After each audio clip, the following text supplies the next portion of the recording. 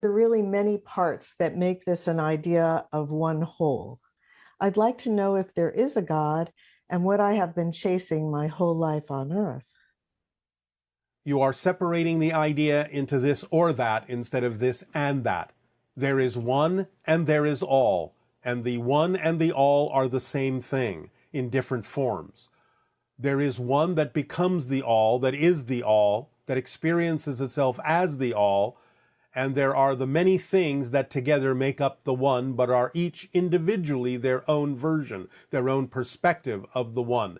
Everything is made of God. There is nothing else to make anything from, and therefore God is everything. When people on your planet talk about the idea and the notion of God being omnipresent, you have to understand that it's not possible to be everywhere unless you're actually literally everything. Therefore, it is everything. It is every atom, every subatomic particle, every object, every molecule, everything. The space even in between the things that you think of as empty space, that is even made of God. There is nowhere where God, all that is, isn't. It is everything, it is everyone, it is everywhere, it is every when. All the things make it up, and it makes up all the things. After one becomes enlightened, is there any steps along one's path of spiritual development, or is this awakening the last step? Enlightenment never ends. There are always different levels to awareness and enlightenment and experiences of all that is. Even if someone imagines that they reach the so-called quote-unquote highest level of becoming one with all that is, becoming one with Source, there are still many versions of what it means to experience becoming one with Source. So even becoming one with Source is not the ending of enlightenment or awareness. It is infinite, goes on forever, never ends, there's always something else. Okay, and can you please give examples of the idea of the illusion of power versus the power of the illusion? I would like to understand this concept better. Many people on your planet fall under the illusion of power in the sense of thinking that their physical minds need to control things. They think of themselves as powerful when they find themselves able to manipulate certain events into a certain order that allows them to feel satisfied with what it is they insist on seeking. But the idea is to understand that physical reality is a projection of consciousness. In that context, an illusion doesn't mean it's not valid. It doesn't mean the experience is not real. But understanding that you are already creating your reality based on your belief systems, based on what you define as true for you, is being able to utilize the power of the illusion to your benefit by going with the flow, by not being in resistance, by not attempting to force things into shape, but by understanding how to allow them to automatically fall into place using your own natural current, your own natural control built into you, rather than attempting to artificially control things through the physical mind, which it's not designed to do. It is only designed to give you an experience of physical reality, not to control it. The idea is that the control is already built in to the choices that you made to experience, the challenges that you chose to experience in this lifetime to grow as a soul.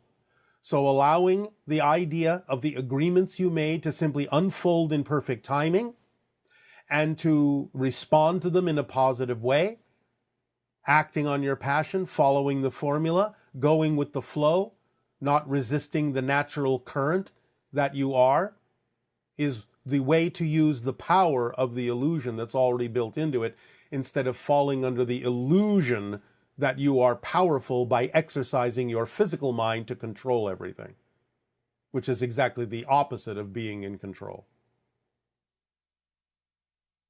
And if we all have unique experiences of life on Earth, do we all see the same objects and colors in the same non-biased way? Do you, Bashar, see our Earth and objects' colors the same way we do? Or do you see everything as energy or some other state? You may have a strong sense of agreement so that what you perceive in your reality is very, very similar to what someone else may be perceiving in their reality, and therefore have a common ground in a sense. But the idea is that you do not perceive exactly, precisely the same thing as everyone else. You all have a unique perspective. We see things also very differently than you do. We see multidimensionally far more than you do at this point in your evolution. And therefore we see energy patterns. We can recognize those energy patterns as a type of language that allows us to understand how to perceive you and other beings in a very different way, on many different levels, simultaneously, even into the idea of perceiving parallel reality aspects of your being that you are connecting to, other civilizational vibrations that you are connecting to, other dimensional expressions of your greater being and your oversoul. So yes, we see you as much bigger than you see yourselves in a variety of ways and extending into a variety of dimensional realities. And when we use our imagination to interact with our hybrid children, what type of connection is actually happening? When this person is saying, when they play out the scenarios in their head, do they know that the hybrid children know they're doing this and come around? Can you explain this process a little more because it's not tangible in their reality? The hybrid children are extremely telepathic, will often pick up on when you are thinking of them, will allow their imagination to vibrationally match the imaginary scenarios that you are picturing in your head. For those that are vibrationally compatible with the realities that benefit them, they will experience what you are imagining. For those that are not necessarily relevant to them, they will not necessarily experience those portions of your imagination. They may send back a representation of what it is that would be more likely represented by them. They can reverse the telepathy in that sense and allow you, especially in dream time, to have a more representative imagination scenario that is more in alignment with their vibration. So that can work in both directions. And you stated in a session that new children on Earth are coming through upgraded in a way that they will be able to remember the connection much faster. Yes. Please tell me the age range of these particular upgraded children. Generally speaking, most of them are in their 20s at this point, although new ones are being born all the time, and therefore there's a large age range below 20 years of age. It doesn't mean that anyone over 20 isn't also hybridized in the new way, part of a new species. But the overall average age is somewhere in the 20s of those that have been hybridized to the point where they are a relatively new species. That doesn't mean that they're all in alignment. It simply means they all have different capacities than you used to have as a species. It still depends on what they choose to do with it. It still depends upon the themes that they chose to explore as to what they are capable of recognizing within themselves, but they do have a slight advantage of being capable of remembering more of who they are as a spirit connected to source. How they interpret it will be based on the themes they chose to explore. And could you clarify how it is that the Sasani are one of the products of the hybridization agenda, but their physical future selves seem to also be participating in it, such as yourself? I'm curious if the version of the hybridization agenda that you perceive as the origin of your society is the same as the one that you're participating in. For example, you perceive your physical self as being physically involved in the creation of your own society. Are there versions of it that were created without the involvement of physical future selves? In a similar fashion, does Willa perceive that Darryl has channeled her in the past of her timeline, which will mean the information of the 5 levels of mastery was being used on Earth before they even invented it? You are confused by the science fiction convention of future and past and time travel. The idea is to understand us not so much literally as future selves, but as parallel reality interpretations, parallel reality counterparts that all exist simultaneously with your reality. So yes, we are involved, but literally speaking, we are not coming from what you would consider to be your future in a linear sense. We coexist with you right now. So the idea is to drop the notion that we're in your future, because that's not how it works. The idea of the utilization of the term future selves is simply an application to represent that we are very much more advanced than you, which you usually chalk up to the idea of a future evolutionary being.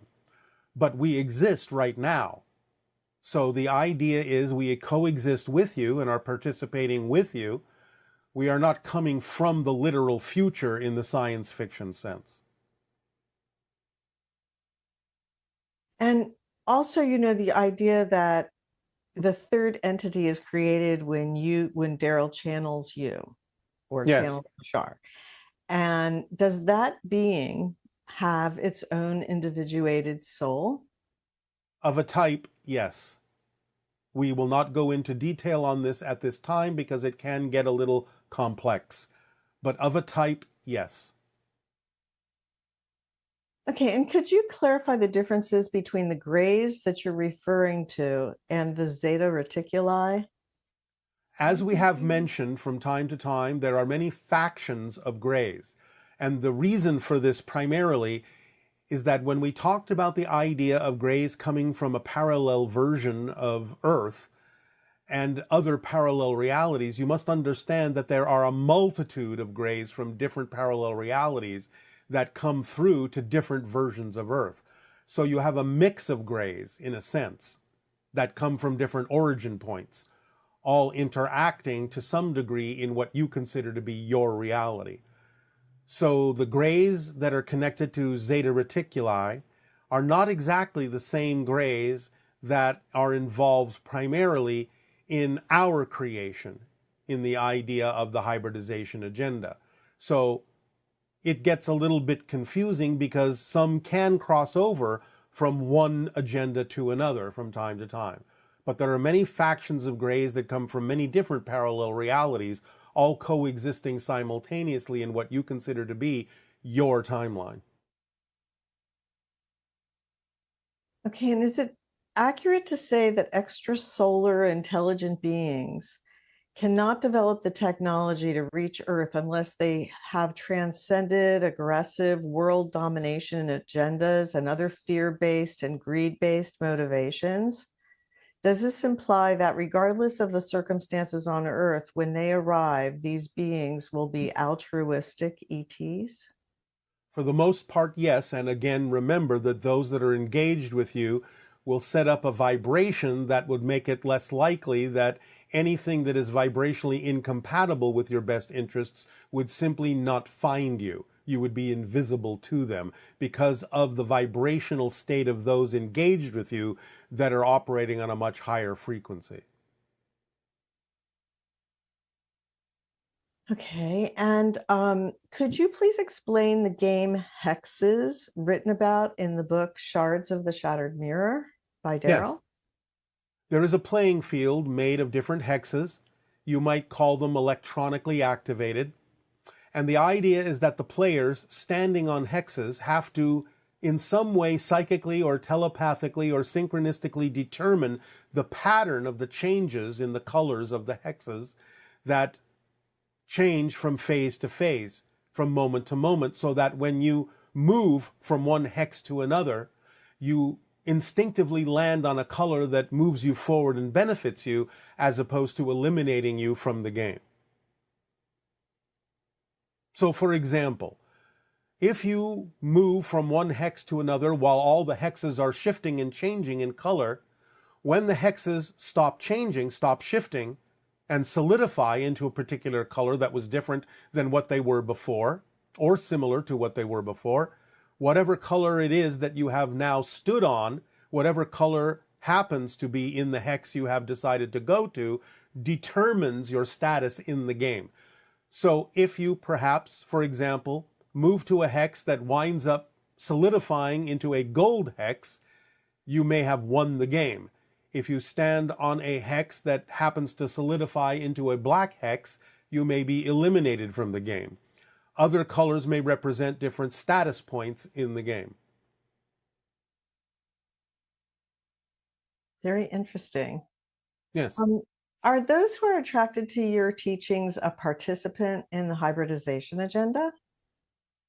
They don't all have to be, but about 90% or above usually are. Okay. And it seems as more of our consciousness expands, more is revealed. Does this mean that as a collective consciousness, if we match your frequency, we will be able to see you in physical form, or will we continue seeing only via our third eye? You will ultimately see us in physical form if your vibrational rate comes closer to matching our frequency. In some sense, that is really what contact is all about. Because as we have said, those operating on a higher frequency have the qualities of spirit. And when exposed to those frequencies, your physical body may react to them as if you are dying. And that is where the fear comes from. But the idea is that as you raise your frequency and create less differentiation between physical and non-physical reality, you become more vibrationally compatible with our natural state and can allow your senses to begin to perceive us more solidly, more corporeally, more physically. And this person asks, saying that they 2 days ago meditated and asked to travel with a UFO, and then read in the media the day after that a UFO was observed in the same area of Norway. Yes, Is there any link? yes. That was the UFO that that person visited. Whether they remember fully or not is not the point. But they were given an opportunity to understand through the media story that what they had asked for had actually occurred. In time, they may remember. The memories may unfold. Great questions from our viewers. All right. So the first one is, this person is asking, I believe you've mentioned that we will not be able to see the other train tracks somewhere around the year 2050. As there is a high probability of having a mass contact event between 2026 and 2027, how will the realities who do not experience contact perceive this event? Will they look back on this instance in a similar way we look back on the Roswell event, very much in denial? It depends on the person. There is still an opportunity in the upcoming events to have a particular perspective of it, or no perspective at all, not even knowing that it's happening. There is still the possibility of a range of reactions to it because you are still seeing other people's choices. So for a while, different people will respond or react in different ways or not even be aware that it's happening. These things will start slowly, in phases, subtly, and not everyone on your planet may even be aware that it's occurring. But the different reactions from those that become aware of it may also exhibit a wide range from acceptance to disbelief to total non-acceptance. So again, there is still time for people to make choices about how they relate to the idea of open contact, and you will see a number of different reactions and responses to any particular UFO events or contact events for a few years to come. Okay. This person says, I was wondering if the first major contact event will happen in dream form. I feel like more people would be open to the idea that since they are in a dream state. I'm aware that a lot of people are already making contact while dreaming and just don't remember it. But will we have a dream we remember which will unlock the door to making physical contact? That is a high probability. It is common in first contact scenarios in many civilizations, including a high probability in yours, that the idea of widespread open contact will be experienced en masse in dreams before it occurs in physical reality. Very interesting. Will open contact happen on a large scale, visible to everyone, ensuring that no one is left out? No, because again, there are those who may choose not to experience it. It will happen for those who are willing and open to experience such a thing. So again, the scale of it will happen in phases, will unfold in phases, and those who are open to the vibration will experience certain aspects of it, and this will change over time and broaden over time. But there will be those who are simply unwilling to experience such things, and we have to respect that. Therefore, vibrationally, they will simply not be capable of participating in the experiences that others may be open to experiencing. And what will be the impact on those with religious beliefs when we establish open contact? Will they resist, or will you assist them in gaining a deeper understanding of Jesus and God? We will assist where we can, where people are willing and open to receive assistance. Again, there will be a range of responses and reactions based on people's beliefs, be they positive and or negative. And again, this range of responses and reactions will still exist for quite some time as you process what is going on, as you work through things and determine for yourselves which track you ultimately prefer to be on. And how are you feeling regarding the current UAP issues with the US government? Will we make progress soon for disclosure and contact? You are making progress. The term soon is relative. But again, progress will be made in a number of different ways, not even necessarily so much by your government, although there will come a time when they understand that there really is no other choice but to reveal what they know, at least to a large degree. Because the movements that exist in the public domain will have advanced farther at a certain point than the government's abilities to interact and expose the information that they are aware of. So it will happen as a multifaceted approach from different corners of different public interests and different public activities, and come together at a certain timing, again, through the window over the next decade or so. And since it's the year one of Countdown to Contact, can you tell us more about the ET races that we could encounter, like Sasani, Pleiadian, Yael? Again, it is most likely that those most similar to you, such as the Pleiadian civilizations, will be among the first that you will experience when open contact begins in earnest. Hybrid civilizations you will experience. Yael will likely be first because they will be the ones bringing the hybrid children to Earth eventually. My civilization, the Sasani, will not necessarily be first, but we will be in the mix further down the line, as well as other civilizations. You've mentioned that a lot of ET races use similar ship types. We could, of course, reach out telepathically, but are there also physical differences in the ships we would notice, for example, between the triangular ships Pleiadian, Yael, Sasani use?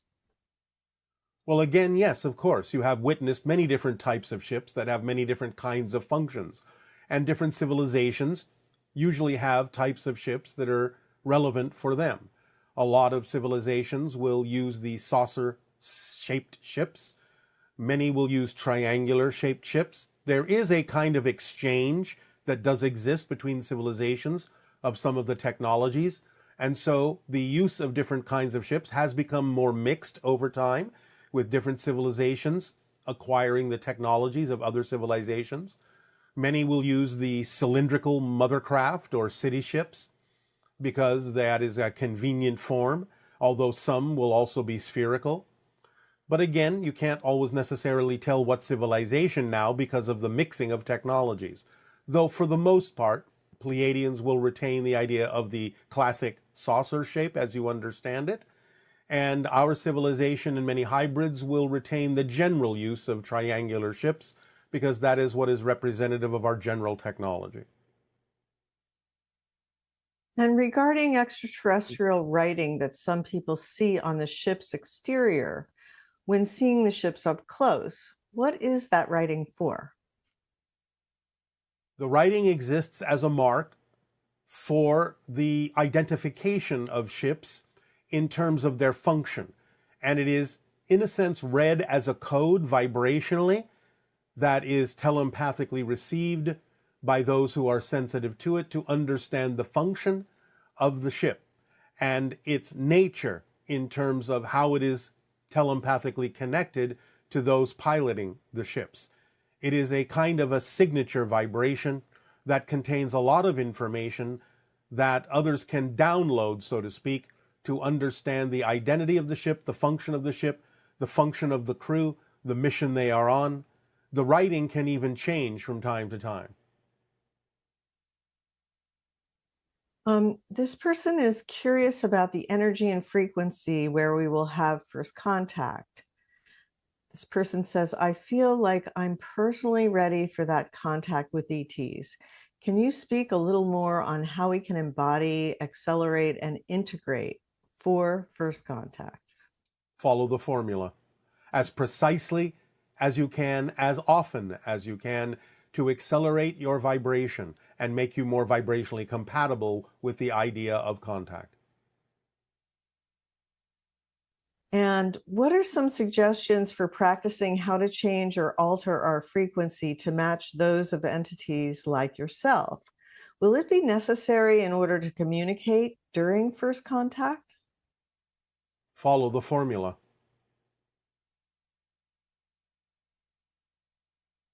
Okay. This person is asking, is it possible for or probable for some of us to witness humanity becoming an honorary part of the Galactic Alliance? At 21 years old, I'm hopeful that the advancement in technology and healthcare might make it a reality within my lifetime. Yes, as long as an individual doesn't choose to leave the planet during the time of open contact, those, especially of a younger age, are highly likely to experience the idea of open contact and a relatively large chunk of the full spectrum of contact over time. Okay. For me, this first contact is not really a science event or a fruition of a science fiction dream. It is a cultural event, sociologic, like in the film Close Encounter of the Third Kind. Can you speak to this? It is a sociological event, first and foremost, because it will alter your entire society. And you must alter your entire society on your own in order to make yourselves more compatible with the idea of contact. So the idea is it is less scientific, although there will be some technological elements to it, some technological exchange, knowledge exchange, so on and so forth, knowledge given, technological ideas given and shared. But it is first and foremost a sociological event, yes. Your entire society, those that are willing and open, those that are shifting in the direction of open contact, will be very different from your society of today. So the idea is that, yes, primarily it is sociological. Okay, and the idea of humans organizing for contact. In what shapes or form would you suggest or inspire humans to organize themselves so they can globally have a more joyful and exciting open contact experience? Some of that type of information will be being delivered in upcoming transmissions that have to do with what we are preparing you for now. As we said, this is Countdown to Contact Year 1, and we will begin to make certain suggestions for actions and behavioral changes in members of your society that have to do with what we are terming the Interstellar Alliance sociological experiment. And it will be delivered to you in a variety of steps over time in the upcoming year. So some of those suggestions will be forthcoming in the upcoming transmissions. You've recommended putting up a picture of an alien in our windows. I've had little children, and in speaking to them about contact, I'm not sure they're ready to see an alien in the window. Do you have other suggestions for the little ones? Depending upon their age, your children are already exposed to many representations of ETs and other kinds of beings in their programming on television and in movies. You can simply be creative and imaginative and choose representations that you deem to be, shall we say, cuter than average, so that children can relate to them, and use those instead. Okay, and when contact is made, what reactions do you anticipate from us? Again, there will be a range of responses and reactions depending upon belief systems, willingness to be open or not to the idea that you are not alone. Willingness to be open to the idea of the kind of changes that would have to occur within you as individuals and within all of you as a society. So again, there will be a range of reactions and responses, and this is what we anticipate will occur at first. And what qualities make us the best candidates for open contact? Love, peace, creativity, imagination, and a willingness to be your true selves, a willingness to raise your vibration, a willingness to expand your consciousness, a willingness to connect to all that is in a variety of ways. And could you tell me more about the sanctuaries you speak of? You mentioned people will be led to them by synchronicity. Could someone like myself prepare a space or the sanctuaries and set them aside? Can I be put on the list? Again, people will be creating these sanctuaries through synchronistic opportunities, whether you yourself are involved in the creation of one or simply allowing synchronicity to lead you eventually to those that have been created by humans on your planet. It doesn't really matter. It is up to you to follow your passion as to whether or not you are actually finding a space and creating a sanctuary or being open to being attracted to a sanctuary once they